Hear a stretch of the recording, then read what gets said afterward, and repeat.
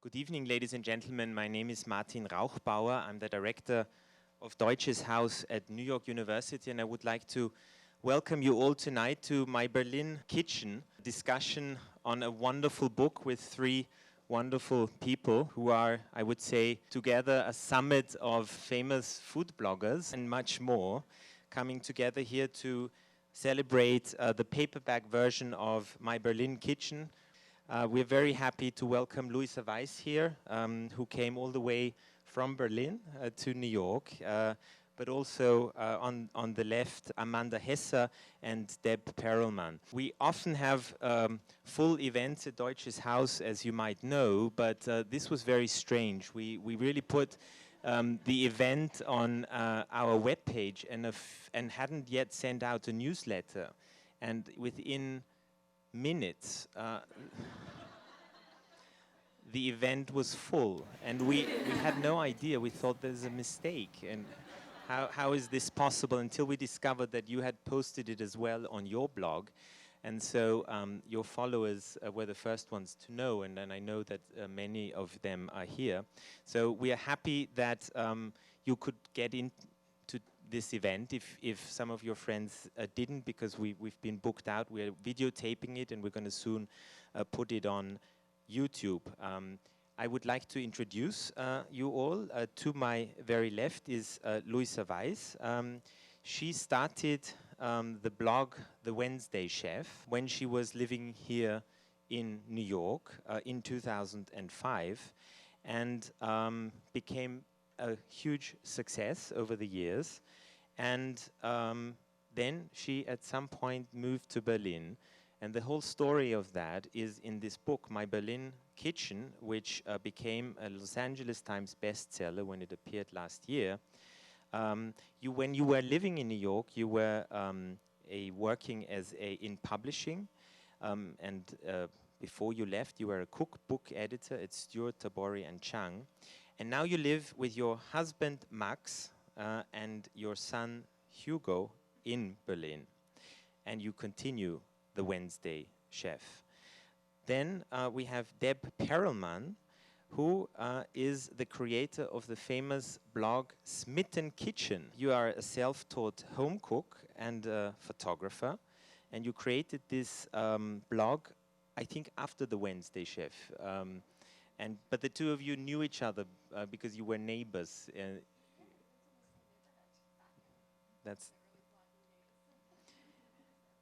And you wrote a cookbook, and you published a cookbook as well, which is the Smitten Kitchen cookbook, which was a bestseller with the New York Times, and you won the IACP Julia Child Award.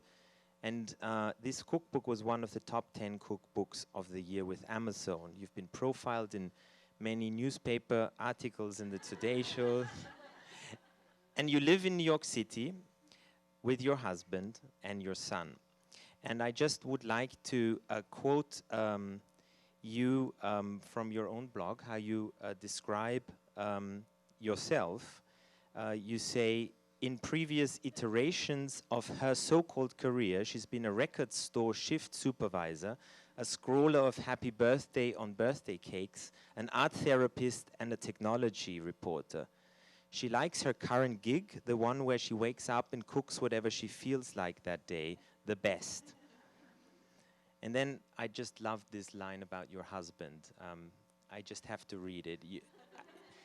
Your husband, Alex, he likes salt, shellfish, things wrapped, stuffed or balanced on bacon, steak frites, dried cranberries, milk chocolate, Bloody Marys, pretty much anything pickled, and Deb, although she is usually not.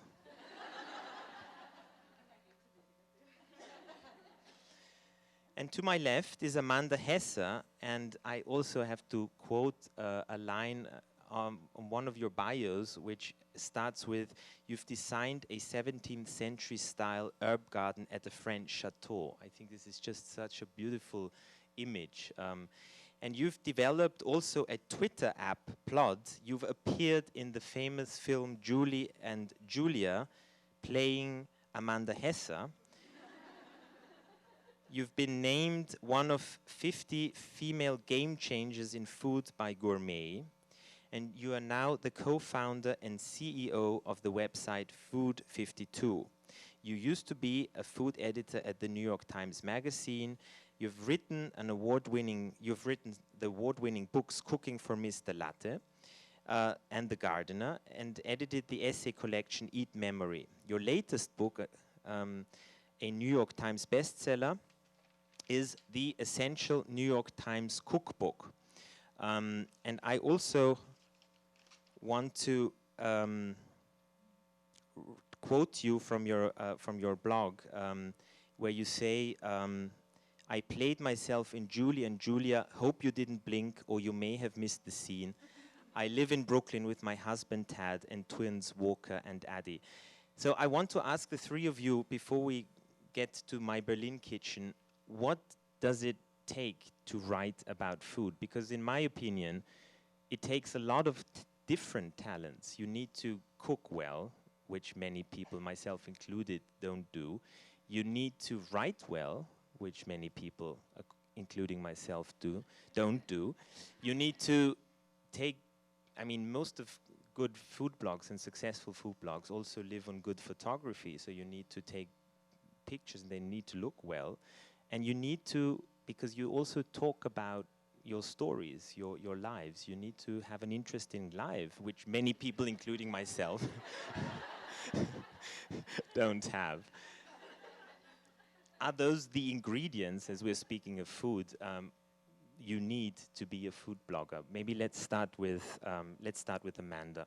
You need to like to wash dishes, or find a mate who likes to wash dishes, which I thankfully did, I have to say.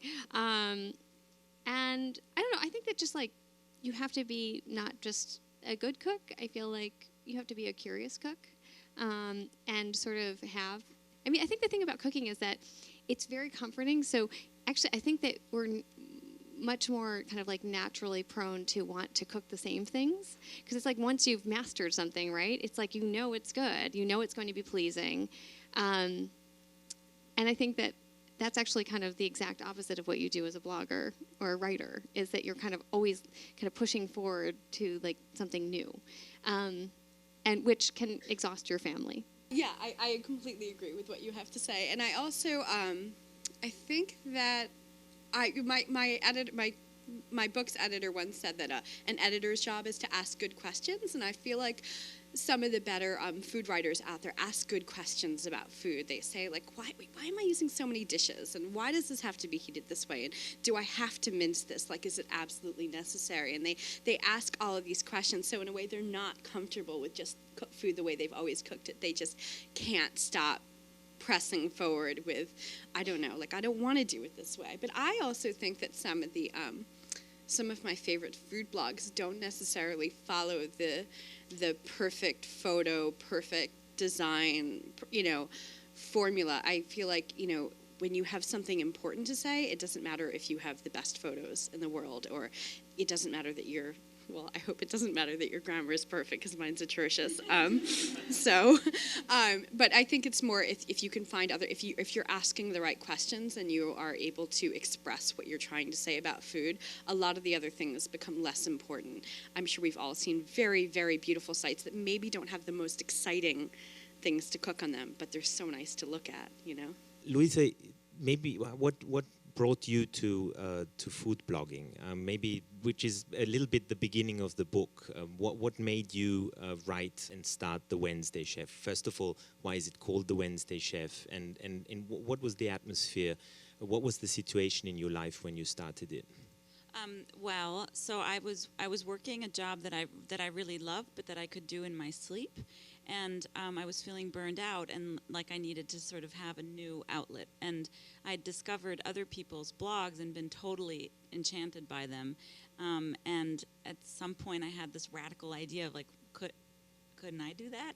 And so that's really how it started. And the Wednesday Chef, the name came about because food sections were all published on Wednesdays, and so I had this like tick about cutting out recipes from the food sections that, I don't know, went back to like 1999 or something. So I had a ton of collected recipes from these Wednesday food sections. And when I started the blog, I wanted to have some kind of a structure. I didn't want to just blog into the void. So I told myself that I would sort of test every single recipe that I had collected over the years, and I would blog about it. So that's how it started. And how long did it take? There's this, of course, the film Julie and Julia, where at the beginning nobody's reading the blog, and only her father. And you write that in your book as well. You got the emails from your father encouraging you. How long does it take before one is a lonely blogger who thinks probably every day, does this make any sense, until one becomes famous and one fills up Deutsches Haus in 5 minutes? That's all then. I don't know. I think every blogger has a different path to finding their readers. In my case, it was a really slow, organic thing. The more, obviously, and this is something I always tell people when they say, I want to start a blog, how do I get people to read me?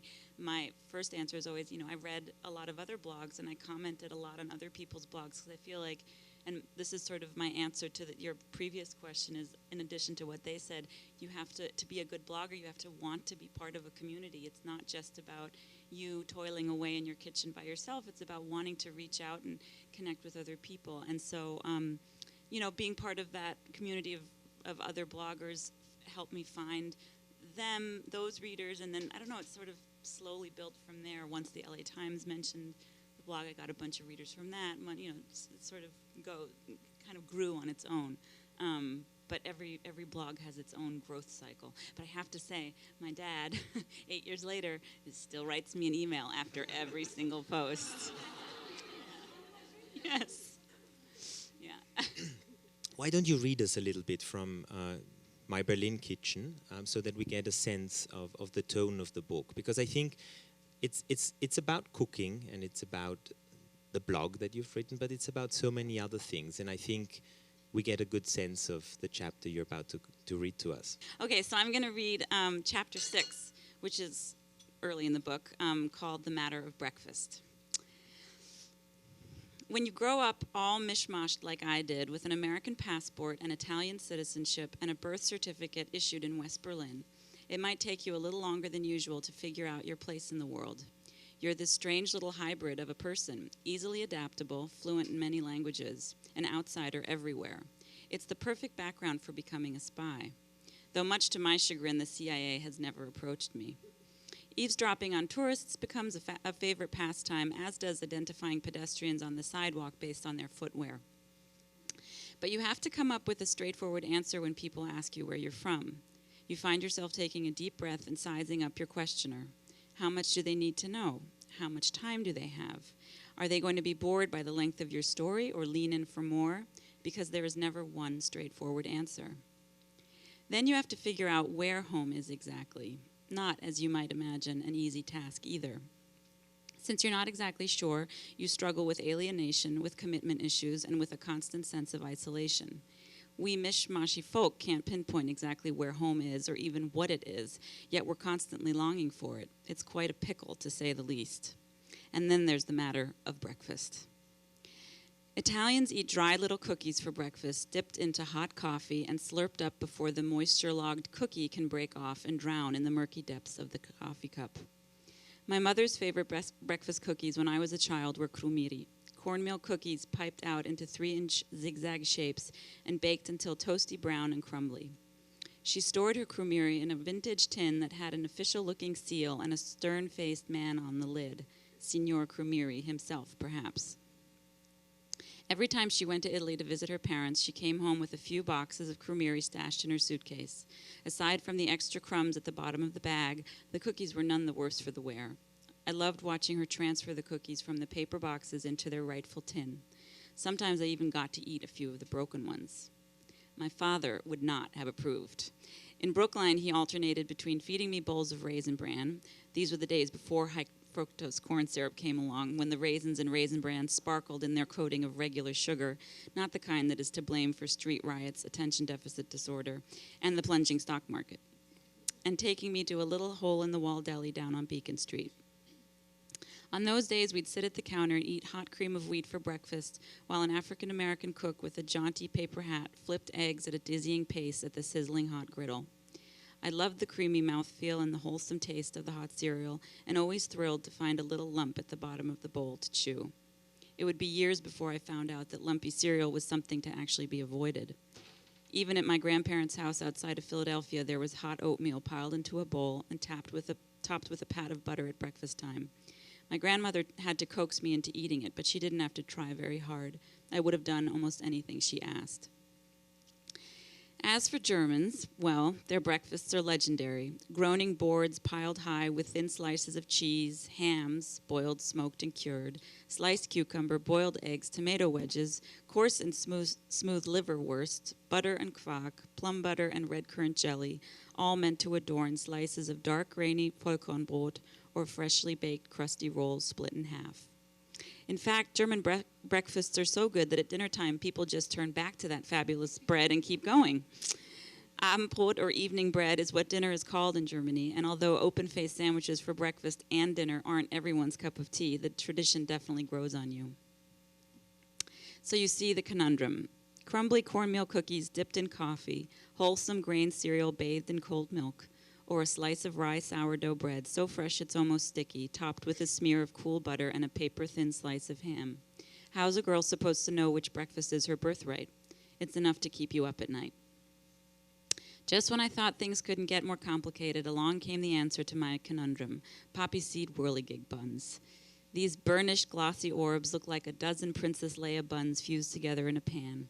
They're a little psychedelic and very beautiful, shiny and nut brown. The buns are sort of like a classic American cinnamon bun, but the poppy seed filling, made almost pudding-like with milky semolina, is definitely German. And just how the Italians would want it, they are on the sweet side of breakfast, a little indulgent for more aesthetic tastes. So how is a girl supposed to choose? Turns out she doesn't really have to, not when there are poppy seed whirligig buns in the world.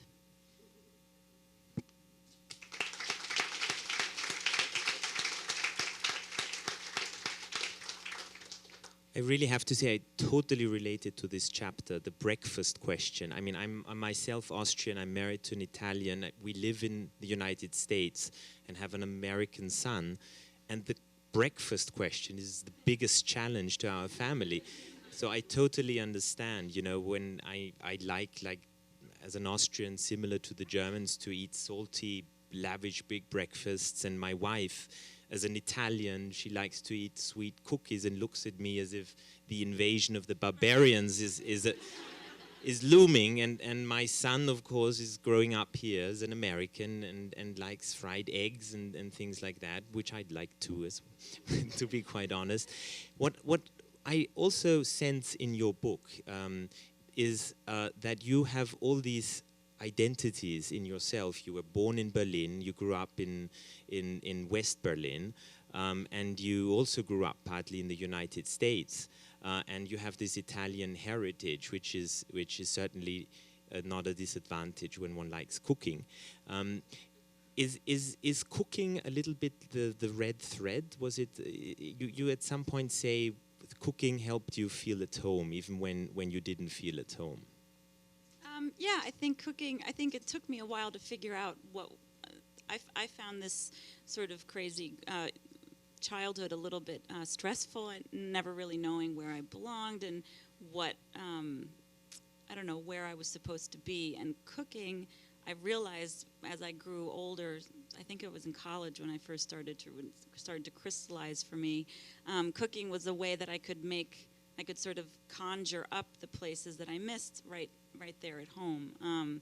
So it sounds sort of, I don't know, prosaic or whatever, but it, you know, when you're homesick and you make your father's tomato sauce and suddenly your apartment smells like, I mean, that was a real revelation for me. And so I think that's where, I mean, I always liked to cook anyway, but when I realized it could be sort of an emotional ballast as well as, you know, something that I just enjoyed doing as a hobby, that was really, yeah, it was really big. How about the two of you? Does it have this emotional component as well? Yes, though I would say I'm a little bit more on the obsessive side. It's a little less emotional for me. It's more It's just, I do love making my family's recipes, but I can't help it. I'm doing that thing I mentioned already, which is where I'm like, wait, why am I risking this? Like, I have so many questions, and that's really where my head's at. Like, not touching recipes that are from the family is harder for me than feeling emotionally balanced from them. Right. Sorry. What's your relationship to family recipes?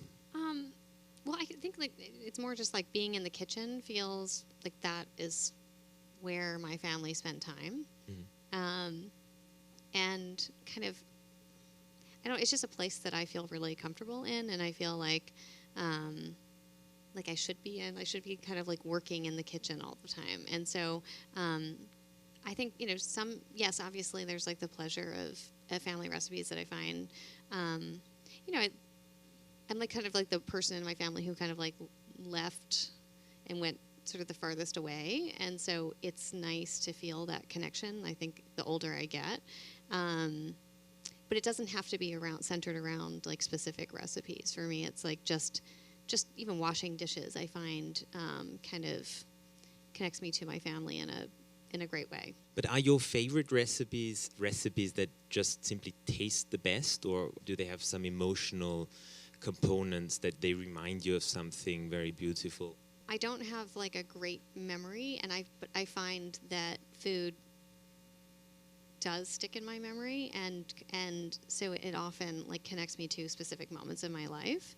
Yeah, I mean, there's certainly there's a recipe that it's called chocolate dumpet cake, and it's the cake that my mother always made on our birthdays, and it's called dumpet cake because you actually heat the chocolate and water and butter in a pan, and then you add the eggs and dry ingredients to the pan and then dump it into your cake pan.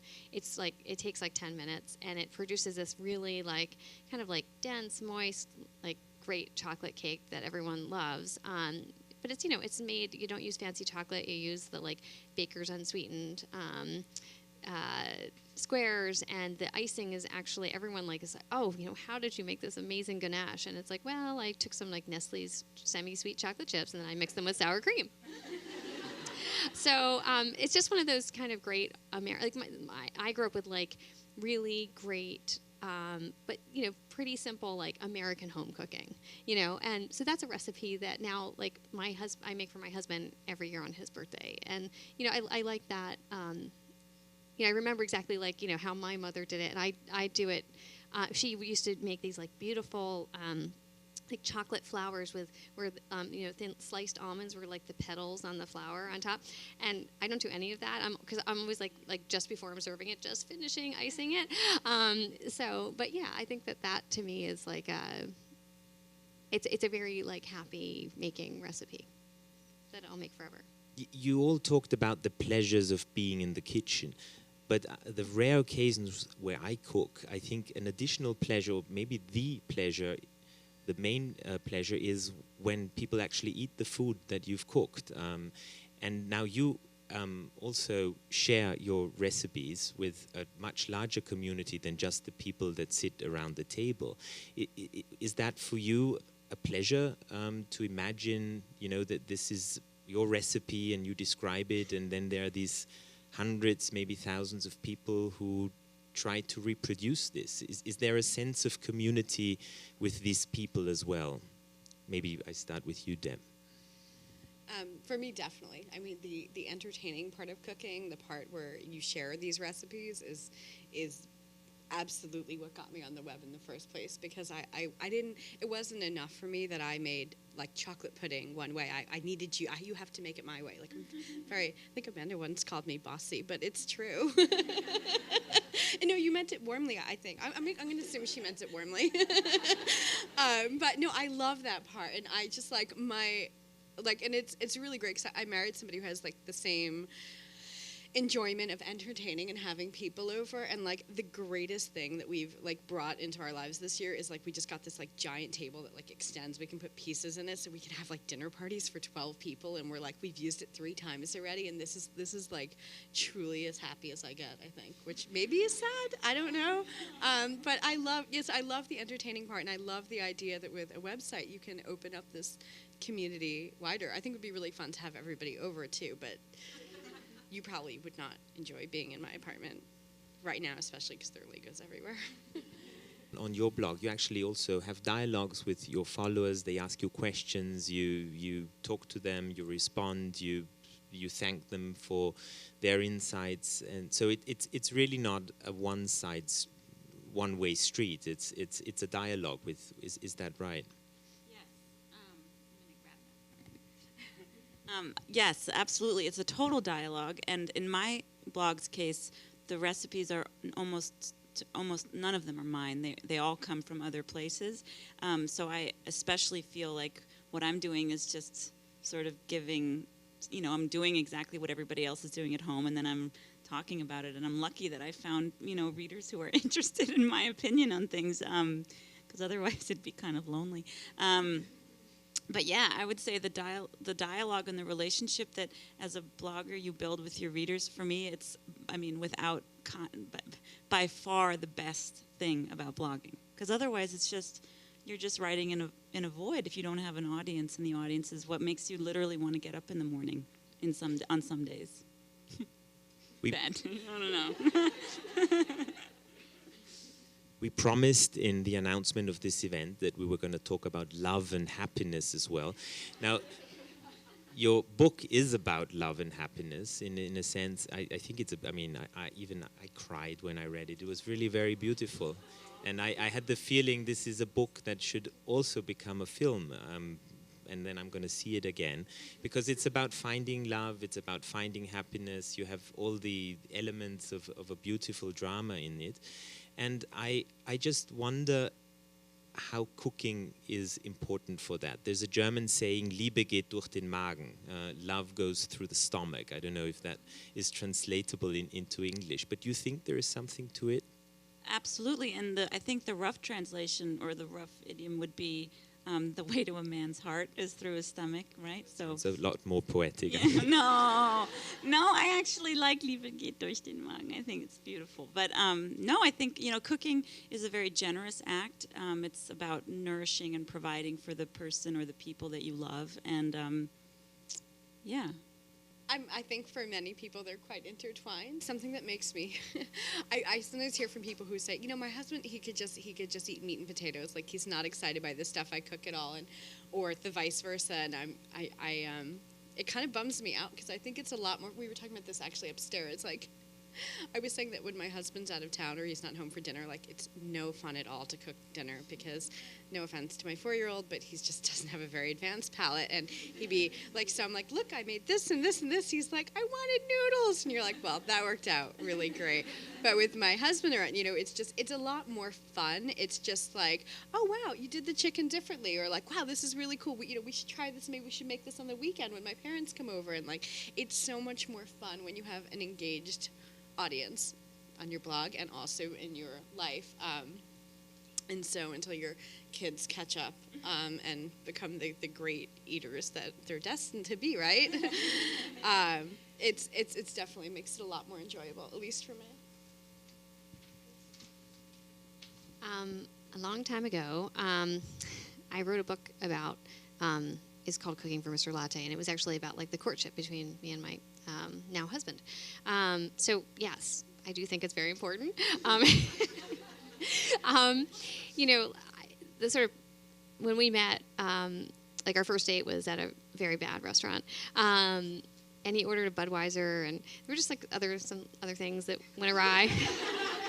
And I just, I had that moment where I was like, I really like him, but can this work? Because, and I would just like to report back that he cut out of the New York Times Magazine the food story this weekend that Sam Sifton wrote and cooked a recipe from it just on his own. And so there's been a full transformation.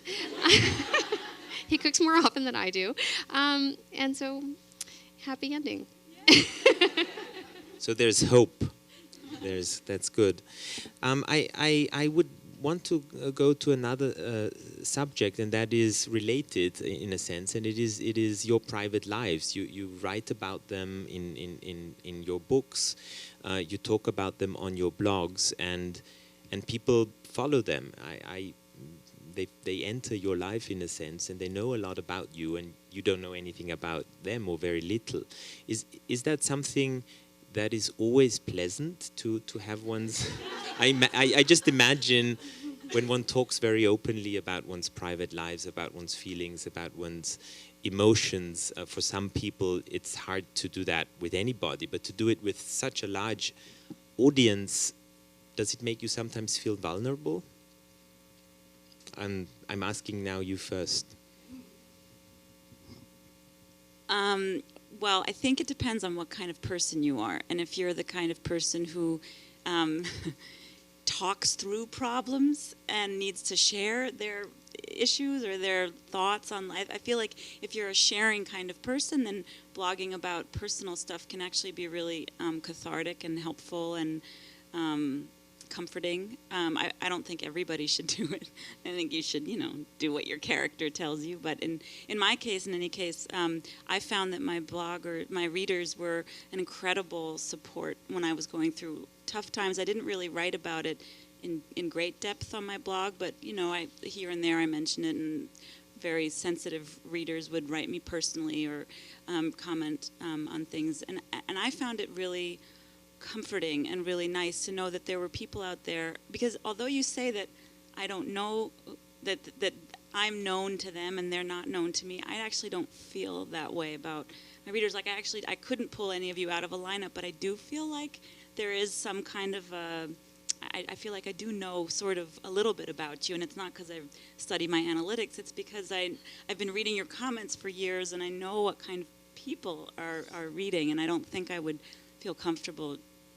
I wouldn't have felt comfortable writing this book if I had any doubt that I would be, I don't know, I would have an audience that wouldn't be interested in loving, which they have been to 100%. I don't think I've ever gotten a bad sort of mean comment or anything about any of the personal stuff I've shared. So you wouldn't do it if it wouldn't No. be good for you. But Right. how about your family? I mean, or your friends? Right. How do they feel about? Well, I'm I asked permission when I wrote about, I don't know, some of my girlfriends were going through personal struggles that I mentioned in the book, and I checked with them and offered to change names. I changed names of other people in the book that I felt deserved some measure of privacy, and yeah, like my husband, I don't know, Germans are very careful about privacy. My husband, Austrians are even worse. yeah. So I don't write a lot about my husband just because I feel like he's made it pretty clear that that's not really what he wants me to do, and it's fine actually. I think it's totally okay. You have to sort of, I don't know, figure out the people in your life. Your parents, I don't know. Parents are a different story, but everybody else who's like with you by choice, you have to give them the option of opting out. Yeah. How about privacy in your work? Actually, I've been asked that a bunch of times, like, how do I feel about sharing these things and that people know all this stuff about me? And I'm like, I didn't share anything I wasn't comfortable sharing. So, I mean, for me, it's just, you don't have to share everything to share some things. You don't have to tell every story to share stories that are real and happen and relatable. So, it's not like I have any big dark secrets, but in general, if I'm sharing a piece of information, it's because I want to talk about it, or because I think it's interesting to share, or I would love to hear some opinions about it. So it doesn't generally bother me, but I try not to share too much about other people too much. I tend to be really, like, I joke around about my kid, like, I wanted pasta, but like I try to keep his inner demons private. We're not going to discuss potty training. Like we're not going to discuss something embarrassing that happened. Like nothing that I really try to limit it to. Like I always say, if I read this, if I was him, like in 10 years or 10 years, in 20 or 30 years, like, would this upset me? Like, I absolutely won't do it. So I know what to share about myself, but with other people, I just try to reverse it and make sure that I would be okay with it if the shoe was in the other foot. So I wrote this rather personal book. My husband, he's written a memoir. There are like 3 memoirs in his family, so I think like we're kind of like out there. There's sort of like a global understanding that like you may be written about.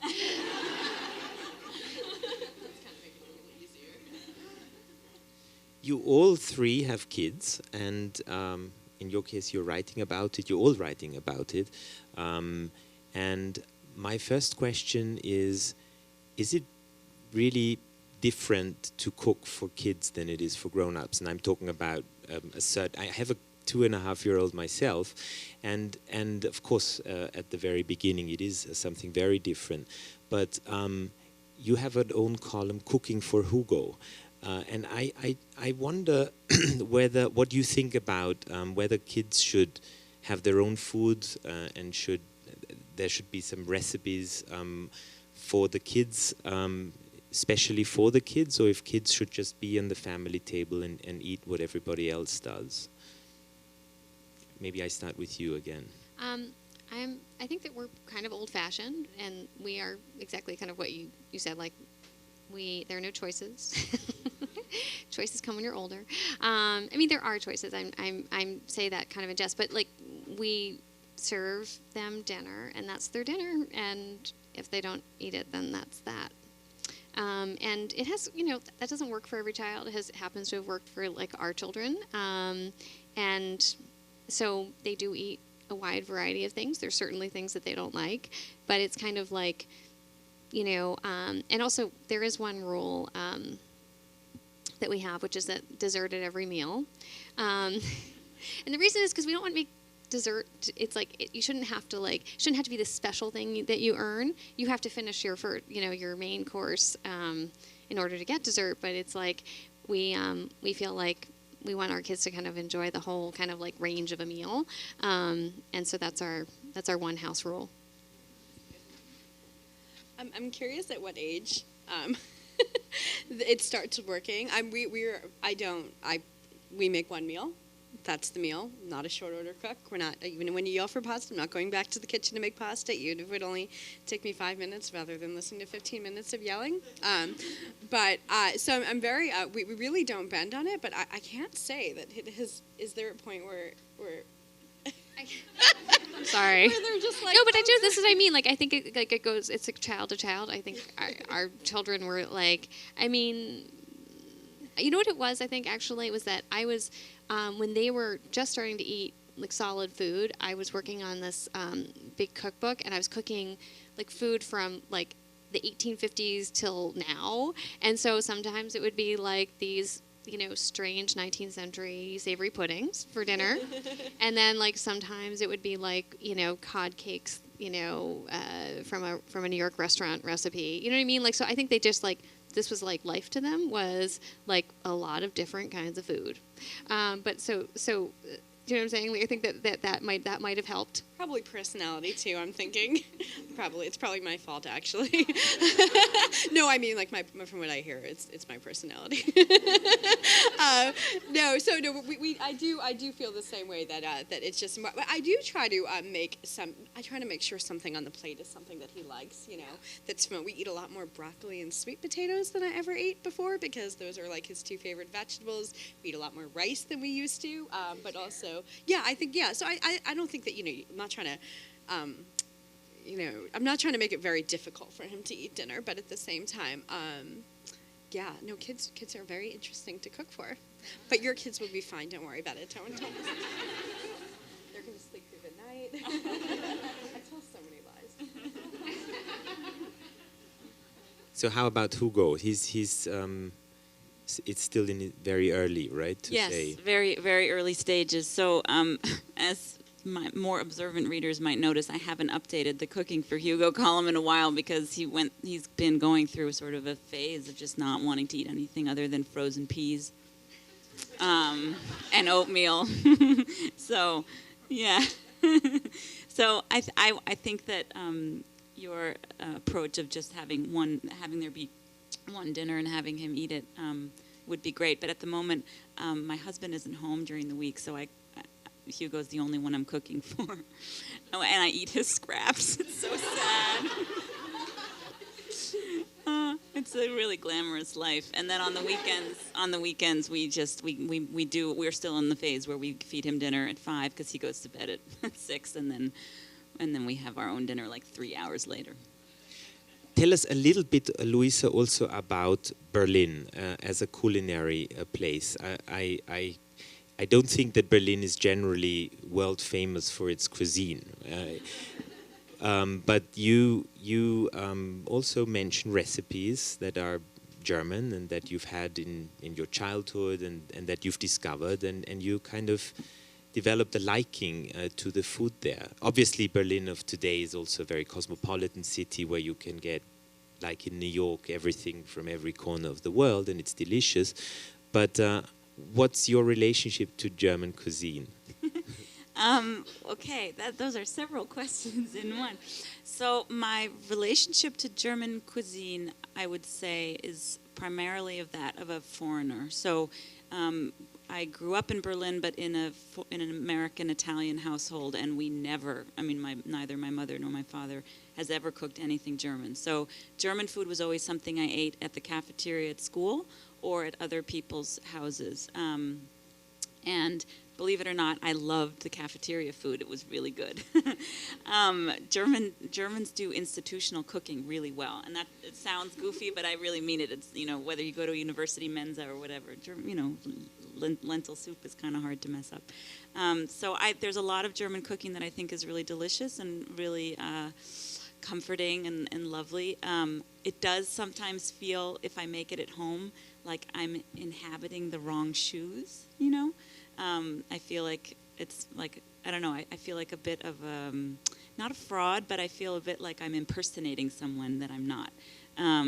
Because, I don't know, I feel a really strong connection in my soul to like Italian food or frankly even American food, which I don't really think is so easily categorized. But anyway, so, and Berlin, in terms of Berlin's food, Berlin has changed immensely. So even, so when I was a kid, it was just food and, nobody went out to dinner in Berlin ever. I think I can count the number of times my family and I went out to a restaurant on one hand in all the years that I lived there as a child. People just didn't really do it. But since the wall fell and it became this international cosmopolitan city, the food scene has really changed, even just in the past few years. When I first moved back there in 2009, I definitely went through a bit of culture shock because I missed New York's bounty so much. But now, since 2011, 2012, it's incredible how much it's caught up and how different it is now. So it's still not the same. I've just been in New York since Sunday, and I go around to the grocery stores, like Oliver Twist. It's just amazing here. But no, Berlin is catching up. Yeah. Would you like to comment on German cuisine, the two of you? I went to the book shop to look at the Essential New York Times Cookbook, and I confess I didn't read all of it because it's a huge piece of work, and are there German recipes in it as well? There are, because Craig Claiborne in the 1960s and 70s, he was the primary food writer then. He loved German and Austrian food, so there's lots of food from them that ended up in the cookbook that I did. Did work in Germany at a bakery a long time ago, so I know how to make pretzels and German breads. But the pretzels are really fun. Like I can roll them out and then make pretzel shape in the air. So it's a very tiny little talent. I have. It's a great talent. Hasn't really helped me that much in life, but it's fun. It impresses your kids, I bet. Do you use the food grade lye? You have the food grade lye at home? No, I don't. No. So does German cuisine enter the Smitten kitchen? Not really. but I would say Jewish cooking and German cooking is very, very similar. My mother is actually like 100% German. Her parents came over. They got out while they could from Germany. So and so she was actually born here. So she's actually German, but the way the story goes, the only thing that my grandfather ever ate for dinner, like his entire, like this would be somebody who would be no fun to cook for at all, like brisket and noodles.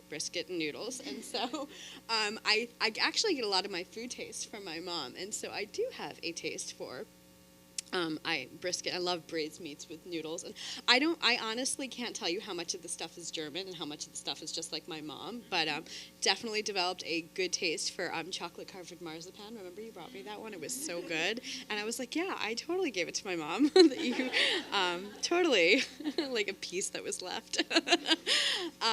So it comes from my mother, but it wasn't. Her mother really wasn't much of a cook because she had no audience, and thought that using garlic was scandalous in food. So my mom actually did most of her learning to cook from Julia Child. She saw the show on PBS and was in love. So it's like this French-German thing. I like it, but that's about the extent of the influence, though. I would like to open up in a moment, but maybe I would like to ask first one last question to all of you, and it's about ingredients.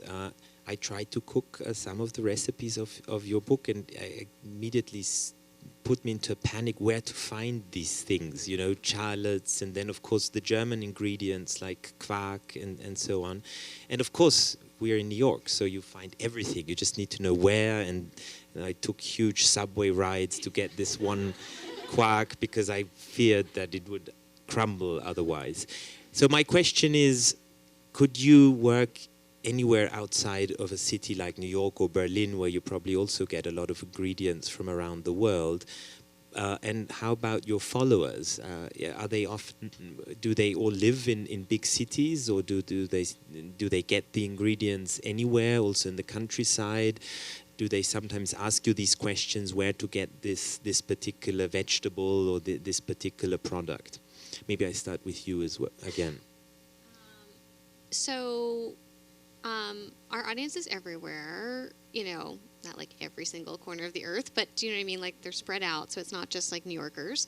I think it's something we keep in mind for sure, but I think generally we kind of, you know, we're putting a lot of content out there, and so we sort of assume that people will gravitate towards what they can make and what they can access, and we try to help them with sourcing. I think it might be different for you guys because you're doing much more singular posts. Do you know what I mean? Like we're a site that does 10 posts a day. I definitely hear from readers all the time who say, I can't get plums where I am, and I'm always like, well, could you tell me where you are? So I try to help troubleshoot, and it's been very helpful for me in developing as a cook because it's made me more flexible, because I'm like, yeah, you know, I think blueberries would work, or I'm unfamiliar with that, but yeah, I actually, or oh, I got to try that kind of plum when I was in the UK, and so it's very, so I always try to suggest things whenever I can, but sometimes I'm a little stuck. But I would say at this point, I feel like I have a pretty solid list in my head of things that work if you can't find this or that. And sometimes I try to list it in the recipes, and then it gets really long, the recipe. And so other times I just save it for the comments. But sometimes you're just stuck. But for the most part, I am the most interested in recipes that can really work no matter where you are, that you don't need I enjoy specialized salts, flours, butters, you know, stuff like that. But I would like to mostly write recipes for the main ones so more people can enjoy them. Do you really get everything in New York and in every ingredient you want at any given time? I think you can. You have to know where to look. I was going to be like, oh, where are you buying your German ingredients? But I do want to know. Yeah, you can. You have to know where to look, but you can find. But I think the thing that like nobody will tell you about New York is it's like, oh, New Yorkers will always tell you can get everything here, but they won't tell you have to go to 18 different places to get it. That guy is not open on Tuesdays. How is it with ingredients in Berlin? Yeah, I mean it's similar that now you have to go to a bunch of different places, but almost I mean, the variety in vegetables is still a challenge, but things like herbs and spices and Asian ingredients. There's a big Vietnamese, Chinese, Thai populations in Berlin, so that stuff has become a lot easier to find. But yeah, the like 37 apples that are available at the farm next to my dad's house in Newton, that's not happening anytime soon in Berlin. I would love to hear what you stash in your suitcase when you're on your way back, like what you pick up in New York or in the States, because I think that's the real tell of what you're missing the most. Yeah, so the question, in case you didn't hear, was what do I bring back when I've been in the States? What do I bring back home? Baking soda and baking powder. So are they not there? Well, baking powder in Germany, it doesn't work. I don't know. I don't. Yeah, I wrote about it on my blog. When I first got to Berlin, everything I baked was a disaster, and I got really depressed about everything. And I was like, clearly I could only cook and bake in New York, and now that I'm here, my life is over. But then I realized it was actually the baking powder, so I just, like, as a rule, don't use German baking powder anymore, so I buy that.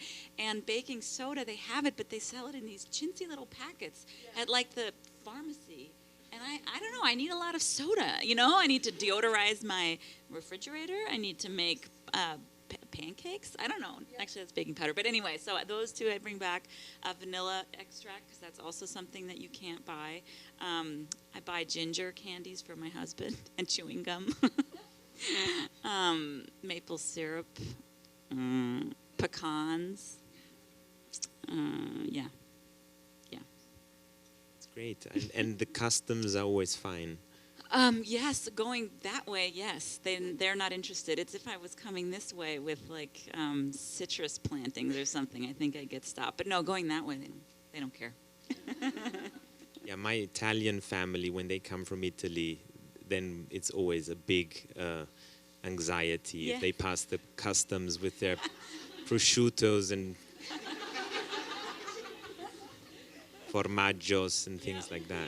Yeah. Wrapped up in stinky socks to evade detection. Right. But somehow they have always managed so far. So we're opening up. Are there some questions in the audience? Kind of to follow up on that question, Luisa, the way that you wrote about and you write about New York is so beautiful, and your chapter is about eating here. So I'm curious where you're eating and what restaurants you come back to, and while I don't know how long you're here, but if there's places you just don't want to miss. So in an ideal world, my friends who I get to share meals with would be really into having Chinese food, because I could easily spend every single meal that I'm in New York in Chinatown, but they're not. So I end up sort of ABC Kitchen. I had lunch there yesterday, which is amazing. In fact, we had lunch there together a couple years ago, and it was like the best meal ever. So I ate there. No.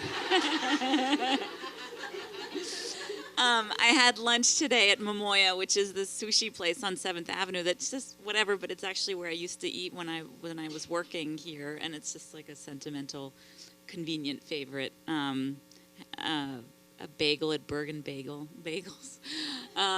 Yeah, it's funny. What? We're in Chinatown. Do you have a place? I always go to the same place. Do you? Yeah, no, I don't. I would go to a Szechuan restaurant. Actually, the best Szechuan restaurant I ever went to wasn't in Chinatown. It was on 55th and 3rd. But when you only have 3 days in the city, neighborhoods that aren't automatically on your list, you just kind of have to skip them. And yeah, so that's actually been a problem since I've left. Whenever I have come back to New York, I have these like fantasies. I want to eat here. I never end up doing it. Seeing my friends ends up being more important, which is probably better. Do you have one go-to meal that if you're exhausted and you don't want to go to the grocery, or if you do have to go to the grocery, you just want to pick up like 2 things and get out of there that you can make, or that you enjoy making, that you can come back to every time, like for dinner? Mine would be spaghetti with tomato sauce. I can do it in my sleep. Everybody always likes it. It's easy. The baby will eat it. I don't know. It's yeah. Yeah, definitely pasta, tomato sauce, pasta, butter, Parmesan, pasta bambino, we call it. The classic Epicurean treat. And if it's just myself, it's like buttered toast and a soft cooked egg, like incredibly boring. Peanut butter and jelly. It's sort of like whatever's left in the fridge, put an egg on it.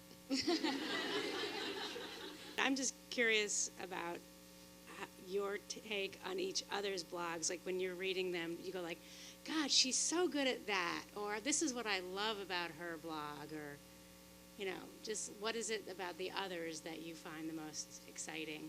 I think that you guys are like amazing at,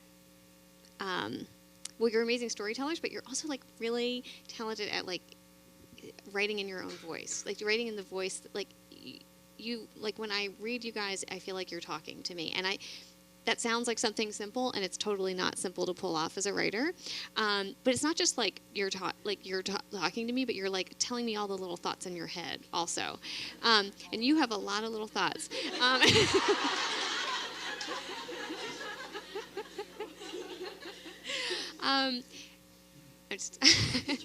But it is true, and they're interesting, and I think that is what's so engaging. And I mean, there are many other amazing qualities about your writing and your blogs, but I feel like that's the thing that always sticks with me. I always hope that you will write more recipes on Food 52. I'm like, are you going to write about the pretzels now? I'm going to nag you about it. I love your writing. I actually read, I think I was in high school. No, I wasn't. I was in college. When you're cooking with Mr. Latte. Everyone who works for us, they're like, I was 5 when your book came out. No, I read it. It was I think it was such an influence in me, because for me, I'm in food writing, because I read every week, and it was the first time I'd read, I don't know, that I'd even considered food writing, that I even thought that there was a way to talk about it in normal language. And so I didn't connect it at a time, because it was a decade later that I was actually writing about, sit around anyway, but it was a huge influence on me, and I loved it, and I never missed a week. So I'm so old that when I wrote this, really I wrote this thing called Food Diary in the Times Magazine. It basically was a blog, but it was in print totally because there were no blogs. Yeah, and I wonder how many other bloggers, that was really, and I didn't realize it at the time, but that was a voice in my head, like a way to speak about food in normal conversational terms. And yours is one of the first blogs I read, and I actually, people always ask me, like, what, I've been asked many times, like, what blogs do you read? I'm like, I read the blogs I've been reading the longest, actually, because it's, like, so nice to have an update. It's so nice to hear what you're cooking. I mean, it's been, like, 10 years since you started? 8, okay. 8. So, but it's nice to hear what you're up to, and, like, what Hugo's eat, like, what I love it. And a recipe that you say you like has, like, I am 10 times more likely to make it than just any old recipe in a magazine, because Luisa liked it, and I know that we have many similar tastes in food. So, and speaking of, by the way, I was actually just making chocolate pudding this afternoon, which I had originally seen on your site, and I haven't made it in like 5 years. What is wrong with me? It is so easy. I ditched the double boiler, which is like all my friends, all my readers and a couple of my friends had told me to do. And then I was like, I would be mad at me if I was my kid right now and I had known to make chocolate pudding and it was this easy. And I got that from your site because Luisa said it was good. I knew it would be good. So when I was writing this book, towards the end, when I had to finish it, I had to sort of go into a tunnel. My husband, luckily, was not living at home, and so I could just sort of go into this weird hole. And I took a few books with me to accompany me on this final journey of writing, one of which was Cooking for Mr. Latte. So I had read all the columns when I was newly working in New York as a young college grad, and I loved them. And I loved the book so much that actually when I was working in scouting, I managed to get a lot of my clients at the time to publish Cooking for Mr. Latte in other countries. So I felt very proprietary about it. I was like, it's kind of like mine, too. I gave it a life in Germany.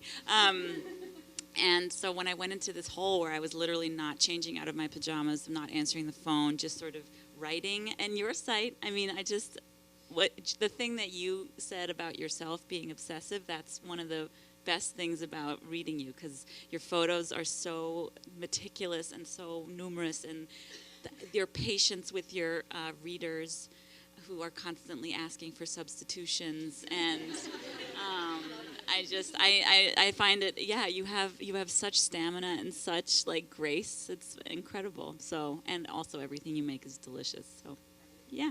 As a cookbook editor, what was it like being on the other side? Did you feel like you were very sympathetic towards your editor, or did you find yourself turning into, the writer of any editor's nightmares? Or I was very sympathetic towards my editor. It was really hard being on the other side, but also a real blessing because I knew all of the stuff that she was hounding me for. I empathized. I knew exactly what she was going through. I knew she was getting a hard time from her sales department or whatever. So I felt it helped a lot. In fact, I felt a lot of pity for writers who hadn't been former editors in their life, because I thought, how do people survive this very sort of hard transition into writing? But there were also times when I, especially at when we were doing real edit, like when she was cutting things out and giving me a hard time about certain things, that you turn into a writer and a little prickly porcupine. And luckily I had an agent to, be the go-between. But it was both helpful, and as for any writer, there were often times of stress. What is your idea and image of wine in your kitchen, and the importance or not of wine as part of cooking and food on the table? And also for Amanda, was living in Burgundy kind of the epiphany for you in terms of who you became, what you do?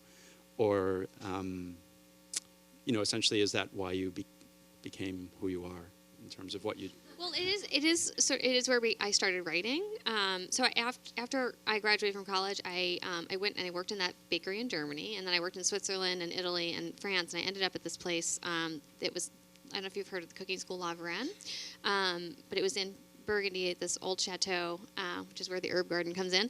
And I spent a year following there was a walled garden on the property, a 2-acre walled garden, which I cooked from every day, and there was a gardener who took care of it, and I spent a year following him around.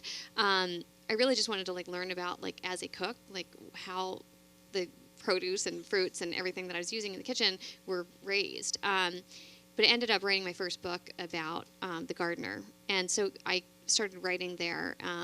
And, I got some freelance assignments. I got my, a book deal. And I was like, I guess I'm a writer. So that's so that it was a very kind of formative place for me. But I don't think that, I didn't grow up always, wanting to go to France or, being a fanatic about France. It was sort of I thought I was more fanatical about Italy, and I was like, well, I'll go to France for a little while and then go back, but I ended up staying there for 2 years. And it's wonderful. I think, but to answer your initial question, I'm not fussy about wine. I sort of feel like it's something I have around, but I don't, I'm not a collector in any way, shape, or form. My wine is kept in my bedroom because that's where it fits, and it probably is not the ideal conditions. And so we try to drink it as quickly as possible. It's a good excuse, but anyway.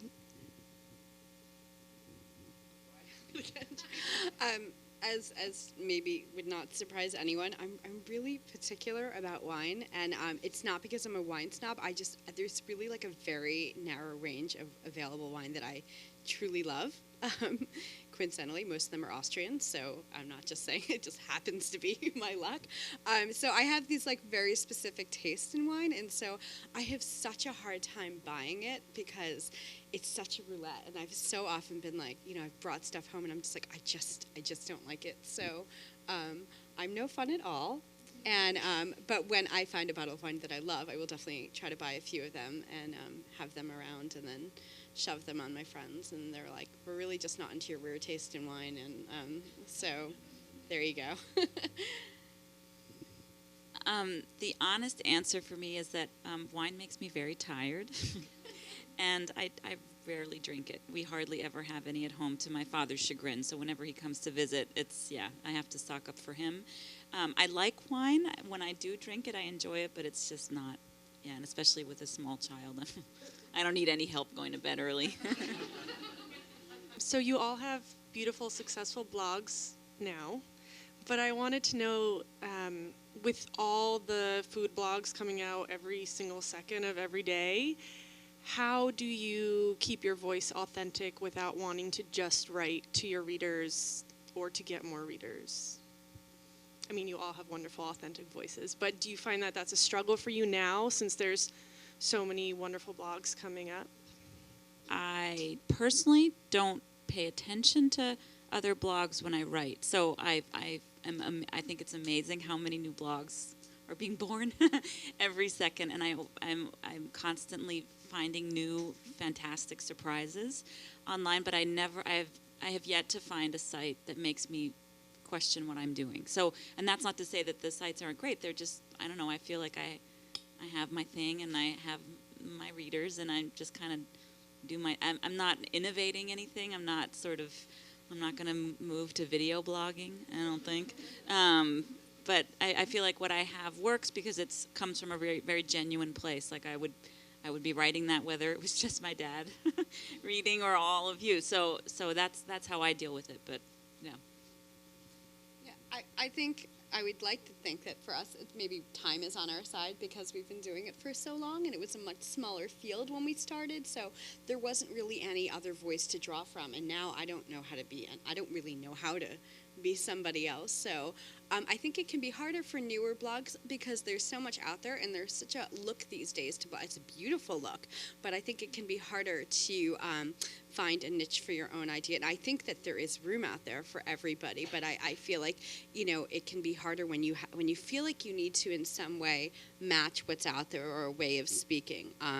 But I do from time to time come across like a newer blog that I love the writing, but it doesn't necessarily change mine. It just more reminds me of maybe something I haven't talked about in a while, or something I missed that I used to do more of. So it's a good thing, like that sort of, I think, give and take. But I think it definitely helps that there just wasn't so much to be influenced by when I started. And when I speak to people who are just getting started with their blogs, I just definitely encourage them to. You can look around, but don't think that that's what you need to do just because it's the way it's being done, because the ones that really draw the most interest are doing something apart. Like, maybe you have this radical idea where you don't think your food blog needs photos. Like, do it. Just run with it, because I would love to see how you do it, like without the photos, or without, maybe you don't want to do like the prose or whatever, like just whatever you feel like your own, that could be your stamp. That could be your thing. Have you... I mean, I don't think it's up anymore, but like if you go back and see like screenshots of Julie Powell's blog, it's so amazing because it looks like it's like Craigslist. Do you know what I mean? It's like that's how attractive it is, and it was just her voice, And so I mean, I think that's something that's good to keep in mind is like voice is. I think that's like the most vital element. This is a question that maybe starts with you, Amanda. I'm really interested in how you decided to put together Food 52 and how it works in this web full of both bloggers and lots of other food resources that are out there now, and how it's become a voice, but it's not so much of a personal voice. It's not a blog, obviously, and just how you came around to doing that. There were a lot of things going on in the food space that we felt like we wanted to kind of. There was a lot of things going on. And yet there wasn't like one site where you could kind of get everything you needed in one place. And so like that was a problem we wanted to solve. But we also felt like among the other things we saw happening was that there was this incredible like explosion of food blogs. And it was super exciting.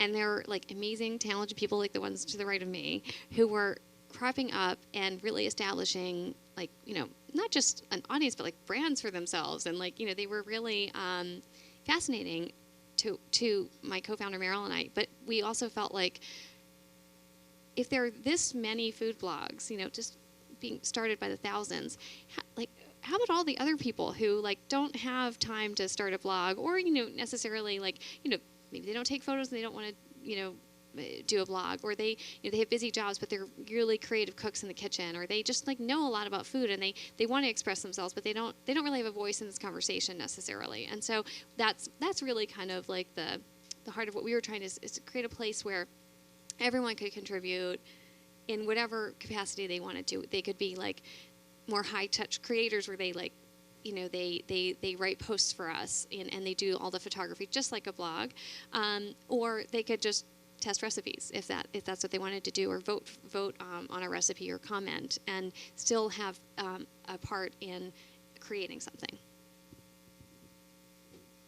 I want to thank Luisa Weiss, Deb Perelman, and Amanda Hesser for this wonderful evening tonight, sharing with us their thoughts and giving us a lot of background to what it means to write about food. I also want to thank our sponsor, the Burgenland Wine Region. I'm sure they're going to be very happy about your comment. And I hope you had enjoyed the wine samples at the beginning. I also would like to again remind you that you can buy this wonderful book. I'm holding up the wrong version, the hardcover. My Berlin Kitchen by Luisa Weiss. She's also going to sign the book. I want to thank Penguin, who has brought this evening to us tonight, the publisher of Luisa. I want to thank you all, the loyal followers of these three people, for coming. I hope to see you again at Deutsches Haus.